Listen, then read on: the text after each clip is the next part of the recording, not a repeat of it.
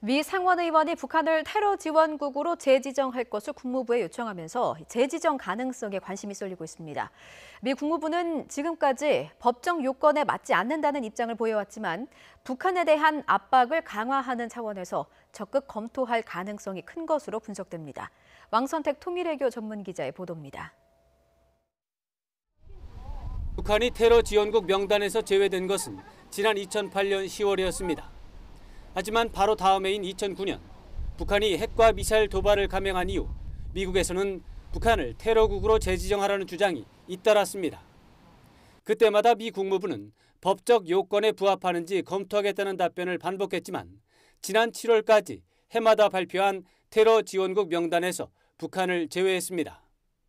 특정 국가를 테러 지원국으로 지정하려면 테러 조직에 대한 기획과 훈련, 수송, 물질 지원과 직간접적인 금융 지원 등 국제적 테러 행위에 직접 가담했거나 이를 지원하고 방조한 혐의가 있어야 하는데 북한의 경우 이에 해당하지 않는다는 것입니다.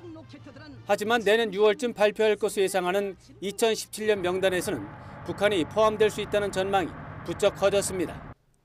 지난 6월 사망한 오토 원비어군 유가족이 원비어군 사망을 북한의 테러 사례라고 주장하고 있기 때문입니다.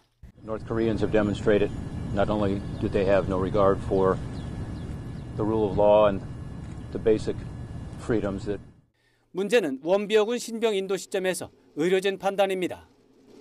당시 의료진은 식중독에 따른 후유증으로 사망했다는 북한 당국 설명에 동의하지 않는다고 밝혔지만 북한 당국의 고문과 구타 가능성에 대해서는 언급하지 않았습니다.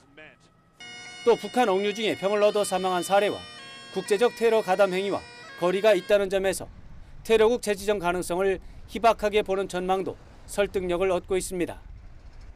그렇지만 미국은 북한에 대한 최대 압박을 구사하는 중인 만큼 테러 지원국 재지정 가능성을 시사하면서 대북 압박 카드로 활용할 가능성은 적지 않은 것으로 전망됩니다. YTN 왕선택입니다.